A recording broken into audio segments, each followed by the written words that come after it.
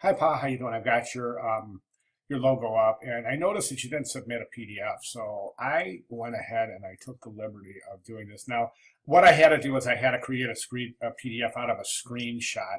And the reason I did this, that's why it looks kind of muddy like this. But the reason I did this is because so that we could do this backing off and simulating looking at the logo at a distance. And I think that's one of the most important things we can do. That's why you see me always backing off and zooming in and zooming out with logos. So, all right, so let's take a look at the logo itself. And the first thing I see is I see this big pink form over here.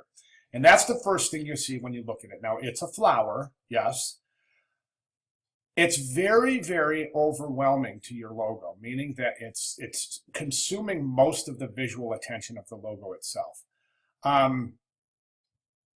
I think that, and this is another one of the reasons I like to do this. Now watch what happens when we zoom out. Now, right now, all we're really seeing is we're seeing the darkness of the bold typeface, and then what turns into it at a distance, it kind of turns into just almost a pink circle. So you lose a lot of definition by trying to add images and things of kind of a little bit more intricate nature into your logo. And I think that is pointing in a kind of a unusual direction. The other thing I want to mention is that by branding yourself using a flower, you're kind of painting yourself into a corner, Pa. And let me explain it like this, all right? You have a client who's interested in you designing I don't know, some kind of a brochure for a monster truck rally, okay? And they're looking for graphic designers to design their brochure. Are they going to pick this graphic designer? Conversely, if you have a male designer who uses like really super masculine visual artifacts in his logo, would it be reasonable to think that a couple would hire that particular designer to design, I don't know, a wedding invitation? Do you see what I'm saying? So by identifying yourself in your logo, you're kind of telling the viewer that, like right now I'm looking at this and I'm saying this is a very, very feminine designer. And whether you are or whether you're not it's irrelevant at this point. You're branding yourself as such. Okay, is that the most versatile way to brand yourself? I don't think it is, Pa. I really don't. I don't think it is because versatility is the name of the game. Okay, so that leaves us with a couple of other options. What can we do? Well, if you want to keep the flower, the first thing I would do is get rid of these horizontal lines right here. They're just really, really fragmenting the logo, creating 1, 2, 3, 4, 5, 6 different visual stops when there really should only be 1 or 2. So I say we get rid of that line completely. Now, one of the things that you're having an issue with here is the descenders of the Y and the G in the typeface you've used.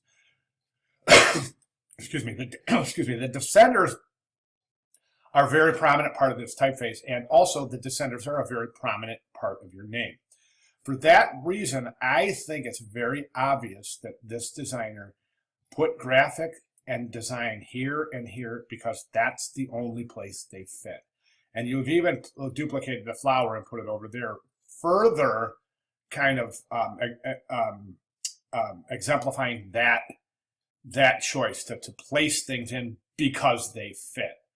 Okay, so I don't necessarily think the mechanics of the logo is handled very well.